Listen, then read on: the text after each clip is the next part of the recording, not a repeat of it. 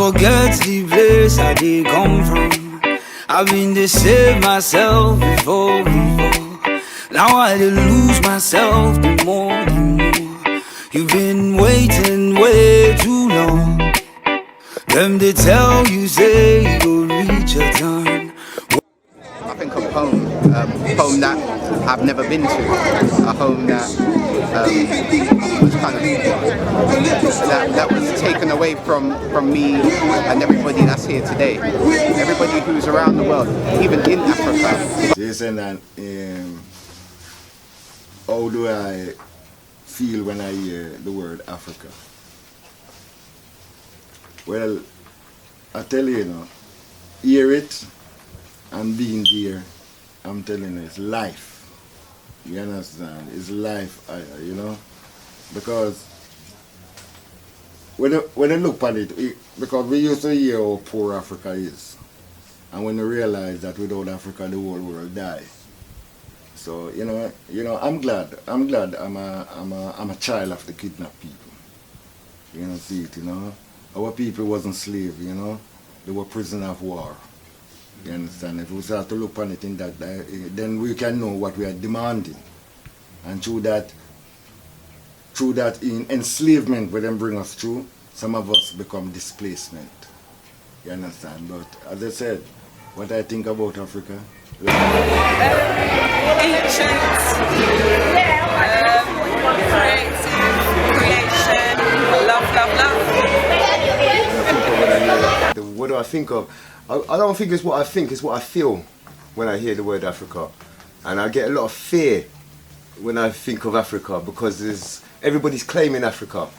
Everybody, Africa belongs to everybody, So there's a lot of worry in terms of to bring whatever this homogeneous, whatever this thing is difficult, and it's worrying at times because everybody claims Africa as their own, But when I do think of Africa, it is greatness, it is,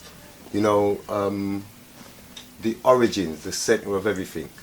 That's how I look at Africa. I look at Africa as being a progenitor for everything. Bohoma yatige, sameyo bohoma yatige, sameyo bohoma yatige, sameyo bohoma yatige, sameyo,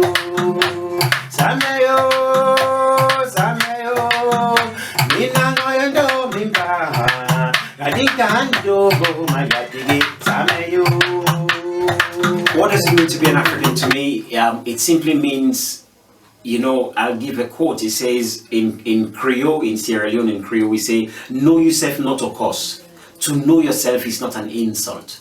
What it means to be an African is to be truthful to yourself, to know yourself. Now, what does self really mean when you say yourself? Who is your self? What is the self? It's your godness. It's your godness within you. To know yourself. When you know yourself, you understand what Africa means, and you come from there. You say you're an African. You are a god, a goddess. And if you can really grasp that, you're on your way. So what does it mean to be an African? It means know your godness. Know that you are the Alpha and the Omega. So,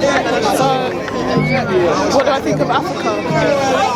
Africa is home, it's the beginning, it's the motherland, it's where we belong. It's beautiful, it's spiritual, and we need to work on getting back. Yeah, I think Africa's the mother of creation, That's where it all starts from, man. That's where we all have to get back to. I think we've travelled, we've been everywhere, and we need to get back to Africa, because that's where it all started from, and get back to the roots and, strengthen up our roots again. So I'd say Africa is the cradle of civilization. Right now, I hear natural, I hear empress, I hear queen, I hear motherland. That's when I hear Africa. Right now, at my age now, that's what I'm. We have to look at, when we look at Africa, and do three things, I think. Okay. Every continent has a plan for Africa, except Africa has a plan for itself. Africa doesn't have a plan for itself. So, you know, Africa is the new, what's they call it now, Big Brother house. Right, everyone's watching it. yeah.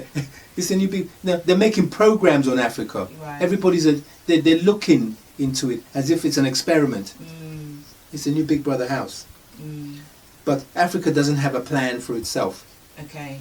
And that's the big issue. And it doesn't have a plan for itself because the 54 countries they have there now are so fragmented. When you chase the lights, the fame, the action, remember to come with the sense for When I hear the word Africa, I am reminded of my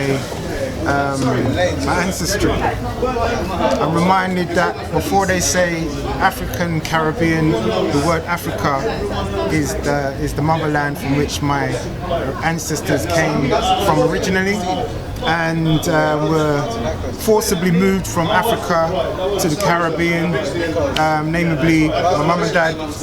Their parents are from Barbados,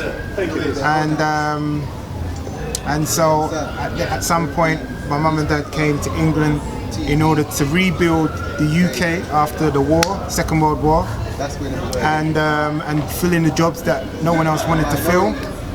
But so yeah, Africa, you know, it's taken me a while to kind of realize it, but Africa is where my roots originally stem from, and that's what I think of when I think of when I hear the word Africa. When I think of Africa, I think of, now that I know my history, I think of kings and queens and pride and joy, and I think, as he said, that, you know, these things have been taken away from us, so we weren't able to experience them.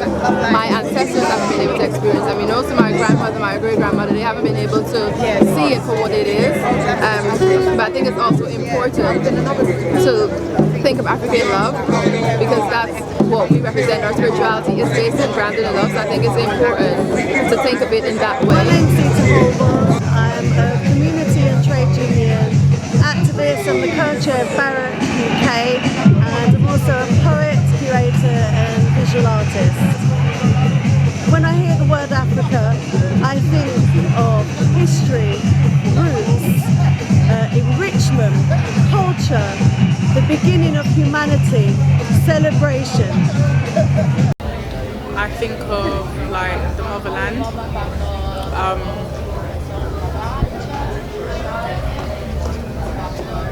I think of the motherland, and I think of black essence, darkness. I think of voodoo, which is weird, I don't know why, but I think of voodoo. I think of like ancestral links as well, like I think of slavery. There's so many different things I think about how we were like the first, the original people to come into existence in Africa before we got transported onto like different islands. All you have to do is just have a chat. What else? Africa. Like, I also feel like when I hit Africa, I feel like I need to travel. Like I need to go and like, you know, discover my roots and my history. Just learn more about my history and things like that.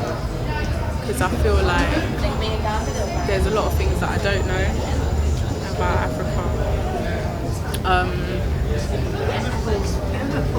I don't want to just have a vision of what's been portrayed to me in the media. Like I want to go and explore Africa for myself and see the beauty of it, because I know there is a beauty.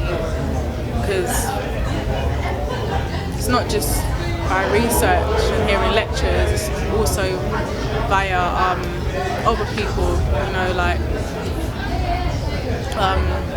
going there and then coming here and saying, well, Africa's not actually what you think, guys.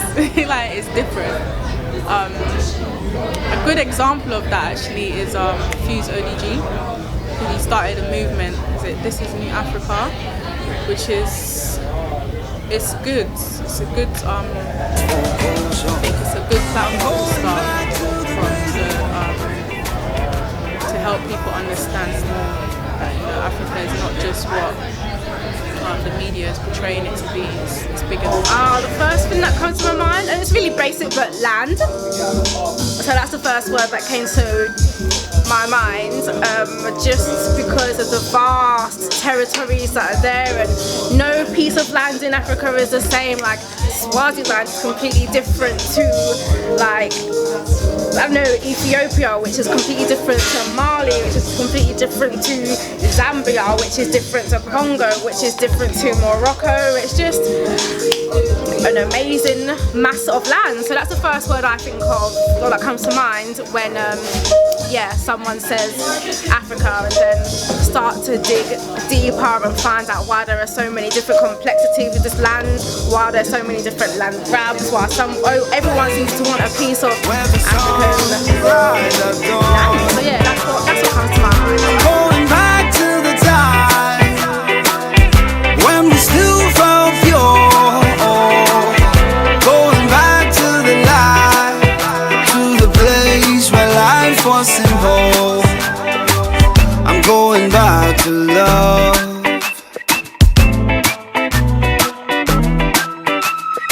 Raining way too long. My days are cold, my nights are cloudy. Your loving made me strong. I'm coming back to you, coming back to happy. Waiting way too long. The time has come, we don't reach our turn. As we lay this bed today, we go lie on top and